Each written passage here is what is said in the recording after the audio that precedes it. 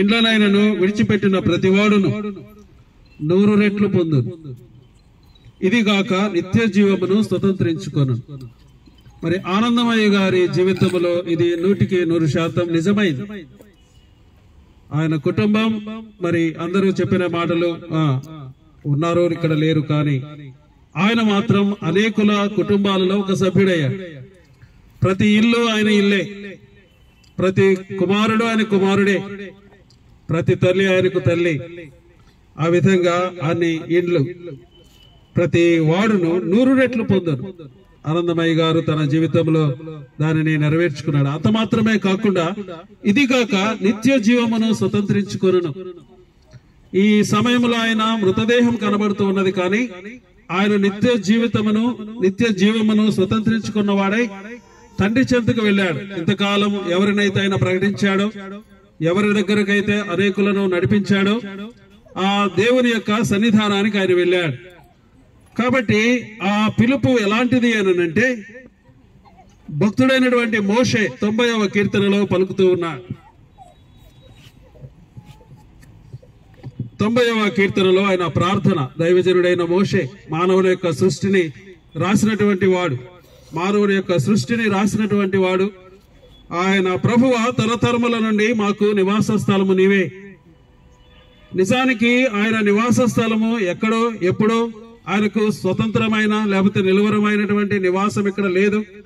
మందిరాల్లో నివసించారు, ఇప్పుడే మనం సాక్ష్యాలు విన్నట్టుగా అనేకుల సోదర గృహాలలో నివసించారు. కానీ మోషే అలాంటి వాడు కాదు. రాజ కుటుంబంలో 40 సంవత్సరాలు రాజకుమారుడిగా ఆ కాలంలో ఫరో కుటుంబంలో జీవించినటువంటి వాడు చెబుతున్నటువంటి మాట ఏంటనంటే, ఎంత గొప్ప రాజప్రసాదంలో రాజభవనంలో నివసించినా ఆఖరికి వెళ్లాల్సిన చోట ఒకటి ఉన్నది. చాలా మంది అనుకుంటాం 6 అడుగుల మట్టి 6 అడుగుల గొయ్యే. కాదు 6 అడుగుల గొయ్యి నమ్మని వారికి 6 అడుగుల గొయ్యి కావచ్చు. ఆ తర్వాత బాటంలెస్ పిట్ అని ఉంటుంది, అగాధమైన స్థలం. అక్కడికి కూడా వెళ్ళిపోతాడు, ఇంకా లోతు తెలియనటువంటి గుంట. అది కాదు, కానీ నివాస స్థలము దేవుడు కాదు, కానీ నీవే నివాసం. మహోన్నతుని చాటున నివసించువాడే, సర్వశక్తుని నీడను విశ్రమించువాడు. కాబట్టి తరతరముల నుండి మాకు నివాస స్థలము నీవే అంటే ఆయన ఇప్పుడు విశ్రమిస్తూ ఉన్నాడు. ఆ ప్రభు యొక్క నీడలో ఆయన విశ్రమిస్తూ ఉన్నాడు. ఆయన ఎలాంటి వాడు అనంటే, ఆయన యొక్క సృష్టి గురించి చెబుతూ 90వ కీర్తనలో, ఆ యుగ యుగములు నీవే దేవుడు. కొంతమంది అనుకోవచ్చు, యేసు ప్రభు 2000 సంవత్సరాల క్రితం వచ్చాడు కదా, అంతకుముందు ఆయన దేవుడు కాదు. ఇలా అనుకునే వాళ్ళకి సమాధానం, యుగ యుగములు నీవే దేవుడు. ఒక క్లిష్టమైనటువంటి మంటి నుంచి మనిషిని చేర్చినవాడు ఆయనే, చేసినవాడు ఆయనే. ఆ తర్వాత మనుషులను మంటికి మారుస్తున్నాడంట. ఇది ప్రాసెస్. మంటి నుంచి వచ్చినటువంటి మానవుడు మంటికి వెళ్ళకపోతే ఆయన నివాసానికి చేరలేరు. అది విషయం అక్కడ. అందుకనే కీర్తనలో ఒక మాట ఉంటుంది, తరువాత పొందిన వారు మరి తిరిగి రండి అని పిలుస్తూ ఉన్నాడు. ఎందుకనంటే మానవులందరూ తన దగ్గర ఉండాలి అని ఆయన కోరిక. కానీ అపవాది మధ్యలో ఏం చేశాడు అనంటే, కొంతమందిని తనతో తీసుకొని వెళ్ళాలనుకుంటున్నాడు. నరకాగ్ని గుండం అనేది నిజానికి మానవుల కోసం సృష్టించబడినది కాదు.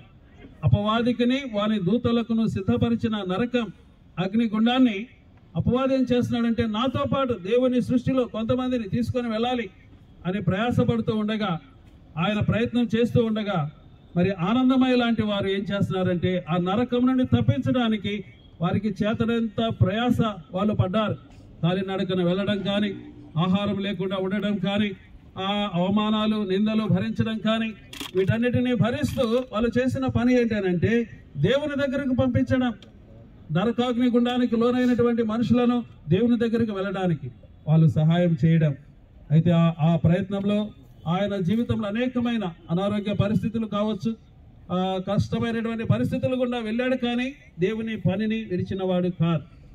కాబట్టి దేవుని యొక్క సృష్టి, ఆయన గొప్పతనం ఎలాంటిదని చెప్పడానికి నీ దృష్టికి 1000 సంవత్సరములు గతించిన నిన్నటి వలె ఉన్నవి. కాదు, ఒక రేయి కాదు, రాత్రి అందరి ఒక జాము అంటే పాత నిబంధన కాలంలో 3 గంటలు 1000 సంవత్సరాలు అంట. మరి 100 సంవత్సరాలు మనం 100% బతికితే ఎవరైనా 3 గంటల్లో 10వ వంతు లేకపోతే ఎంత ఉంటుంది? అది 180 నిమిషాల్లో 18 నిమిషాలు. అది కూడా తక్కువే. మానవుడు జీవించే జీవితం 100 సంవత్సరాలు కూడా జీవించారు పూర్తిగా. మధ్యలోనే ప్రభు సన్నిధికి వెళుతూ ఉండగా ఇది ఎలా ఉందంటే దేవుడికి చేరాలి. ఒకసారి ఒక ఆయన అంటున్నాడంట, మానవులు ఇంత జీవితం జీవించిన తర్వాత మరి ఎందుకు చనిపోవాలి, దేవుని యొక్క చిత్తం ఏంటి దానిలో అని అడుగుతూ ఉన్నప్పుడు, పంట వేసిన తర్వాత గింజలు వస్తాయి, గింజలు ఎక్కడికి వెళ్ళాలి, కొట్టుకు వెళ్లాల్సిందే కదా, కాబట్టి అది అని చెబుతూ ఉన్నాడు. అందుకనే భక్తుల యొక్క లేకపోతే క్రైస్తవులు మృతదేహాన్ని ఒక విత్తనం వలె విత్తడం అనేది మనం చెబుతూ ఉంటాం. కొరింథీయులకు రాయబడిన పత్రిక మొదటి పత్రికలో ఉన్నది, నీవు విత్తున్నదేదో అది బయటకు రాదు, కానీ ఆ వేరొక రూపం బయటకు వస్తుంది. అట్లనే ఇక్కడ మనము ఆనందమయ్య గారి యొక్క దేహాన్ని ఇక్కడ విత్తుతూ ఉండగా ప్రభు వచ్చినప్పుడు, ఒకరోజు ప్రభు వస్తాడు ఆర్భాటముతో, ప్రధాన దూత శబ్దముతో, దేవుని బుర్రతో ఆయన వచ్చినప్పుడు ఆ క్రీస్తునందుండి మృతులైన వారు మొదట లేస్తారు. ఎలాంటి దేహంతో లేస్తారు అని అంటే ఆ ప్రభు వలే లేస్తారు. మనకు మాదిరి ఉన్నది ఏంటంటే మనకి ఏమవుతున్నో అది తెలియపరచబడలేదు, కానీ ఒకటి మాత్రం నిజం, మనము ఆయనను పోలి ఉంటాం. మహిమలో మన ప్రభు ఏ విధంగా వస్తాడో, మరి ఇక్కడ ఉన్నటువంటి బలహీనత, ఇక్కడ ఉన్నటువంటి శరీరం, అనారోగ్యం, అపాయం, రకరకాలైనటువంటి వైకల్యాలతో మనం ఈ లోకంలో ఉండవచ్చు, కానీ ఆ మహిమ కలిగినటువంటి ప్రభు ప్రత్యక్షమైనప్పుడు ఆ మహిమలో ఆయనను చూస్తాం. ఆయన యందు మృతి పొంది వారిని ఆయన వెంటబెట్టుకొని వస్తాడు. వెంటబెట్టుకొని వచ్చే వారిలో ఆనందమై ఉంటారు. మరి ఎవరు చూస్తారంటే అందరూ చూడలేరు. ఆయన వల్లే యేసు ప్రభుని విశ్వసించి మరణించిన వారు మాత్రమే ఆయన చూడగలరు. ఇందాక వాక్యంలో కూడా దైవజనులు చెబుతూ ఉన్నారు, మాకు రెండో చూపు ఉన్నది, కొంతమందికి ఇది కడసారి చూపే అని. కాబట్టి ఎవరైతే ఆయనను ప్రేమిస్తారో, మరి ఆయనంటే ఇష్టపడ్డారో, మళ్ళీ ఆయన చూడాలనుకున్న వాళ్ళు ఆయన నమ్మిన వారిగా ఉండాలి. ఆ తర్వాత దేవుడు చెప్పినటువంటి మాట మేరకు నరులారా మంటికి రండి, మరలా రండి అంటే మంటికి మారుస్తూ ఉండగా ఆదాముతో చెప్పినటువంటి మాట, నీవు మన్నైనది కనుక తిరిగి మంటికి చేరుతావు, ఆత్మ దాన్ని దయచేసిన దేవుని దగ్గరికి చేరుతుంది. ఆత్మ ఆల్రెడీ చేరిపోయింది, ప్రభు సన్నిధిలో ఉన్నాడు. ఆనందమయ్య గారు విశ్రమిస్తూ ఉన్నాడు. ఆ పేరుకు తగ్గట్టుగానే ఆనందిస్తూ ఉండగా మరి ఆయన లేని లోటు సంఘానికి, మరి కుటుంబ సభ్యులకు ఎంతో బాధ, ఎంతో దుఃఖం. మరి దేవుడే వారి హృదయాలకు కనికరము చూపు తండ్రిగా ఓదార్పు దయచేయాలి. మరి భక్తుల మరణం దేవుని దృష్టికి విలువైనది కాబట్టి పరిశుద్ధుల సమక్షంలో, సంఘముల సమక్షంలో ఈ కార్యము జరుగుతూ ఉండగా దేవుడు ఆనందిస్తూ ఉన్నాడు. ప్రతి విషయంలో ఆయనకు మహిమ కలుగును గాక. ప్రభు ఈ మాటల ద్వారా ప్రతి ఒక్కరిని ఆదరించి ఓదార్చి దేవునికి మహిమ కలుగు చేరుగాక. కోసం ముందు జరగబోయే భూస్థాపన కార్యక్రమం కోసం